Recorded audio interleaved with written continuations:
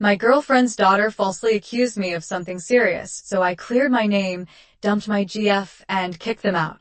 Now, she's begging for another chance. We've been going out for the best part of 2 years, and it was going amazingly well. Because of the lockdown, we moved in together. She is just the one daughter, and I always thought we got on well.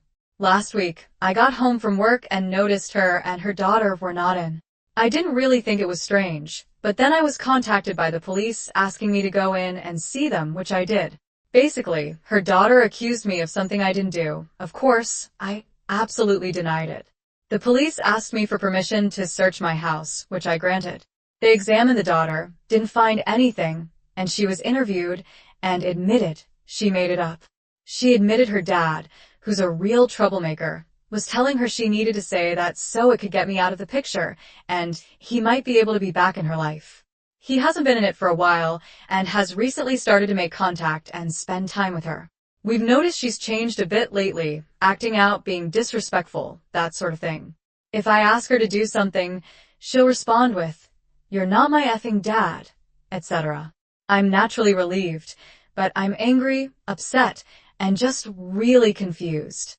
My girlfriend made contact, saying she wants to move back in and pick up where we left off. I told her no way because I can't trust her daughter yet and don't really want to be around her. I'm not sure I want her living under my roof.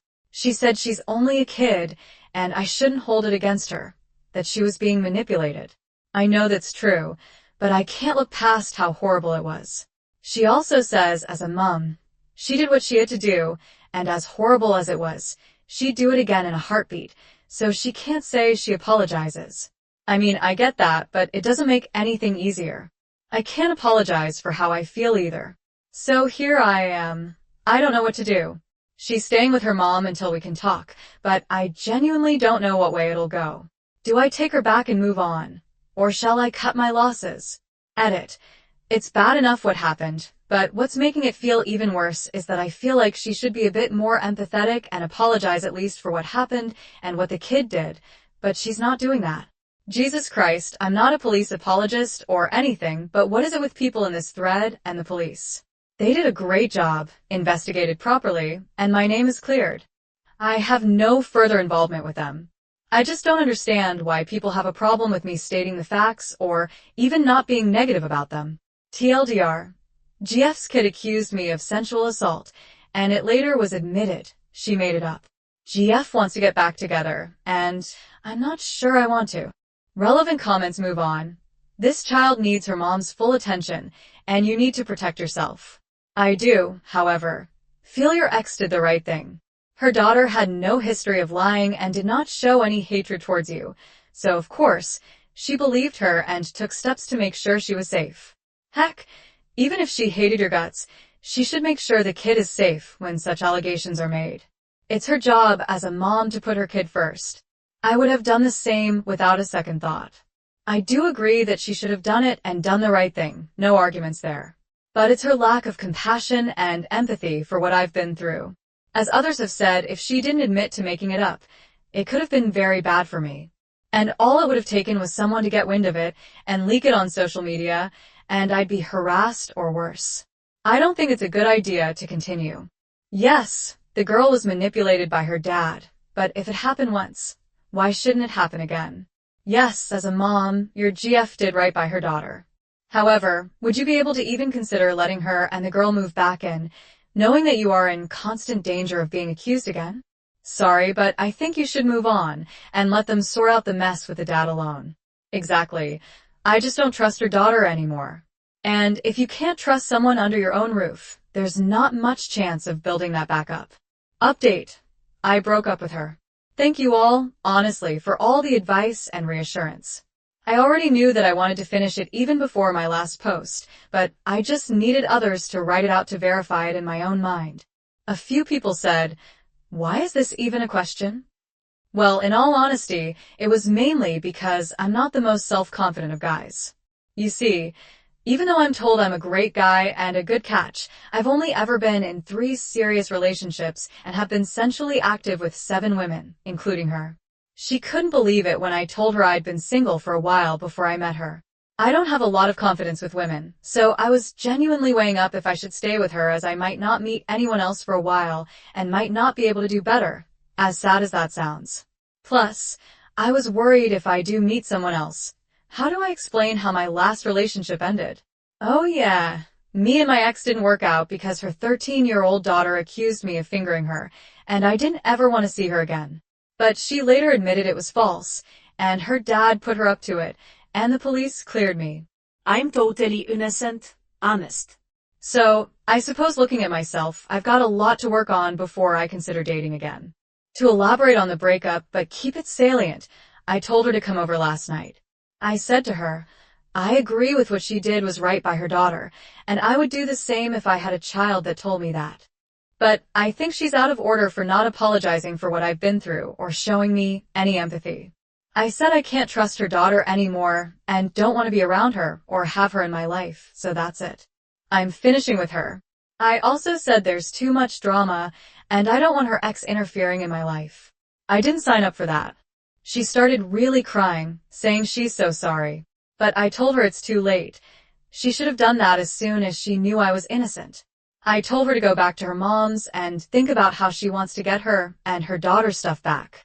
She said she'd call me in a few days when she's decided more, tears streaming down her face. But after a while, she asked if it would make any difference if her daughter apologized. I said no, I never want to talk to her again. I'm especially done with her, and I explained why. Not only am I so angry with her that I can't trust her, but what she did makes me angry for another reason too. Basically, I was sensually assaulted as a child by an older male family member when I was 7. It effed me up for a long time, so to have someone lie about something so disgusting fills me up with a lot of rage. She, my ex, had no idea I never told her in our relationship at all. If she knew, she would definitely have apologized. I got so annoyed about that, like, knowing what I went through makes me more worthy of empathy. Does ruining your boyfriend's life make me less of an apology? I went off on a rant about that. I was so pissed off. After I had my rant about it, I told her to leave, and we'll talk in a few days about when to start collecting her stuff.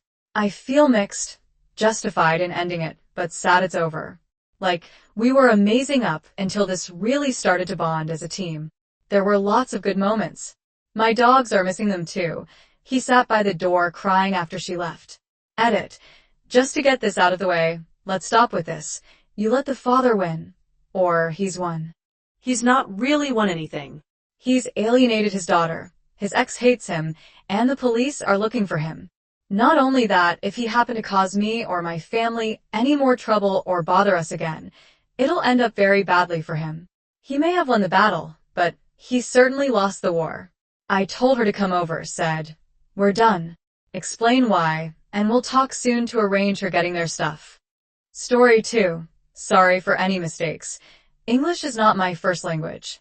When I was a university student, I fell in love with Daria, not her real name, obviously.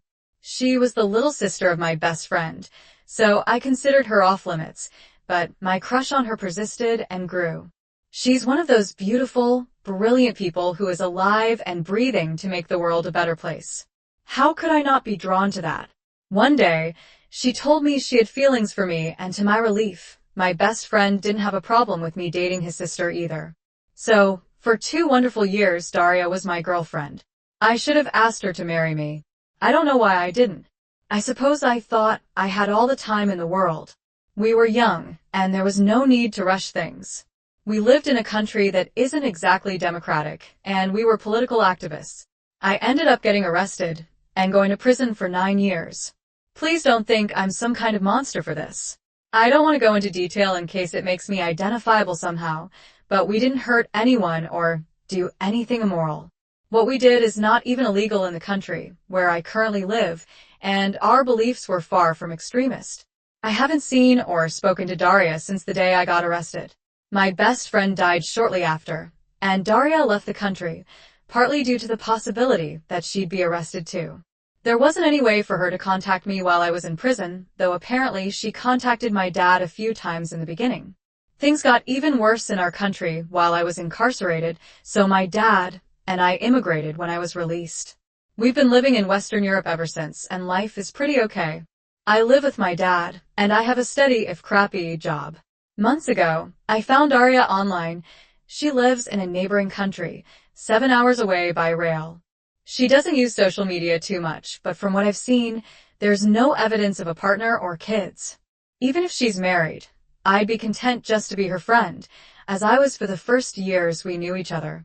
Part of me desperately wants to reach out to her, and my dad has been encouraging me to do so. But I feel like it would be too selfish. The circumstances of her brother's death were very traumatic for her, and I'm afraid that I'm just a living reminder of all the bad things that happened to us. If she does have a partner, would my contacting her offend him and trouble their relationship? I don't want to cause her any more sadness. Time stood still for me while I was in prison, but I know it didn't for her or anyone else. She's done so well for herself, building a whole life, and I don't want to derail that life just because I feel entitled to a place in it. She might not even remember me at all, and even if she did invite me back into her life, I'd be nothing but a burden now, owing to my wrecked mental health. We've been apart twice as long as I knew her. Have I even a right to miss her as much as I do? For now, I've contented myself with Googling her name every so often and seeing that she's okay. It just hurts a lot, and I don't know how to make it not hurt. I still love her with everything I have. I probably always will. Should I reach out to her, or leave her alone? If I do contact her, what should I even say? TLDR, I'm sure whether I should contact my old girlfriend now that I'm free from prison. The short version is that I was wondering whether I should try to contact my former girlfriend after I went to prison for a long time. The consensus was that I should, and people gave very good advice on how to do that. First, I want to say thank you to everyone who offered advice or kind words. I had spent so long feeling ashamed about my situation and expecting most people to react very negatively if they knew. I had barely discussed it with anyone before, except my dad and people whose job it is to help me, lawyers, therapists, etc. I was very surprised to be met with so much compassion from a bunch of complete strangers. Thank you truly. Several people asked for an update, and that's the least I can do in return. I sent Dara a message the evening after I made my post. It was something like, I don't mean to intrude, but I wanted to say hello and thought I would give you my new contact information in case you ever felt like getting in touch. If not, that's completely fine too. I left her my mobile number and email address, wished her well, and that was that. I knew it might be a while before she responded, if she responded at all. So, I tried to put it out of my mind. Early Monday morning my phone rang. It was an unfamiliar number from the country, where Derry Alish. Who else would ever be calling me from there? I panicked a little bit, but I managed to answer in time. She asked a few times if it was really me, and I couldn't tell if she was laughing or crying at first. She called me by the very affectionate version of my name she used to, but then she quickly apologized and corrected herself, which broke my heart a little bit. It was an awkward phone call, but not in a bad way. I was extremely nervous, and it seemed like she was too, but happy also. Some of you mentioned that Daria would want to know that I was safe, and this was more true than I could have guessed.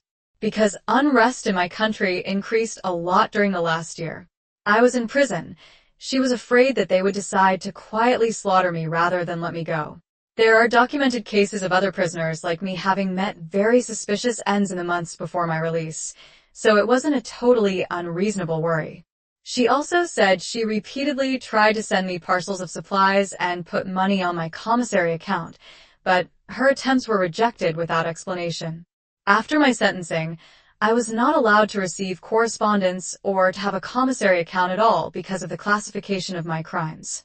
So she was forced to give up. She told me this as an apology, as if I would have been disappointed with her for not helping me more. I had no idea she had done any of that. I do know that it was not a safe thing for her to do, and I feel terrible that she put herself at risk trying to make me a little more comfortable. She didn't seem to want to talk about what happened any more than that, and so we didn't. We changed the subject to more lighthearted things. Our jobs, the cities where we live, how my dad is adapting to a new country, etc. When she arrived at work and had to end the phone call, she asked if I wanted to continue talking through a messaging app. Obviously, I said yes and downloaded it immediately. We sent messages throughout the day, and she even interrupted her commute home to send me a picture of a restaurant modeled after one of my favorite books, just because she thought I would like it. She told me that she thought of me every time she saw it, but unfortunately, the restaurant itself was not so good. I was afraid she wouldn't remember me, but she even remembers the things I like to read. She remembers a lot of little things, even stuff I forgot. We have been sending messages back and forth ever since, and talking on the phone after I finish work at night until she gets to sleep. Sometimes it feels like I'm 24 and she's texting me from a few blocks away, as if the next thing she might ask is, "What's for dinner?" Other times, it seems like we're trying to wake dead versions of ourselves back to life in order to avoid acknowledging what we've lost. She seems a lot more timid than she used to, more passive, which I suppose makes sense. Sometimes I worry about how much I've changed, and that maybe she won't find anything left in me that's worthy of her. But if I could express in words what it feels like to hear her laugh, I could explain that there's also a lot that we know very well. She hasn't lost her kindness, or her warmth, or her empathy.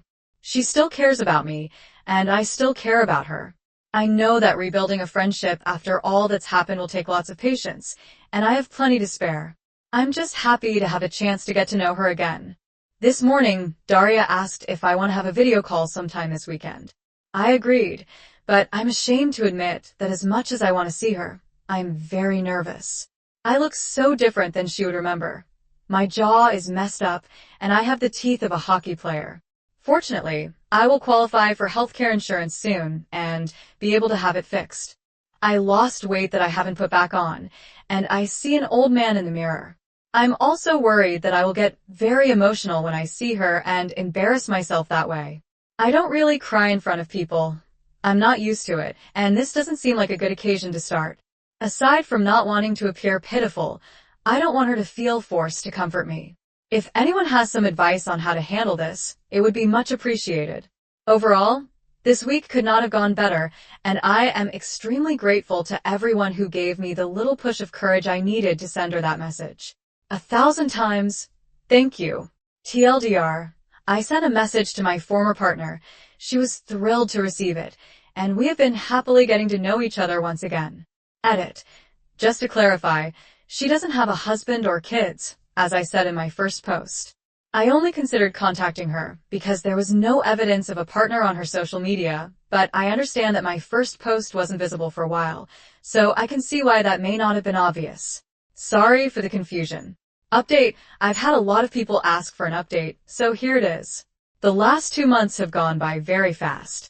I told Daria that I was nervous about the video call, and she insisted on having it right away so that I could get it over with and stop worrying. Seeing her made everything feel real in a way it hadn't before.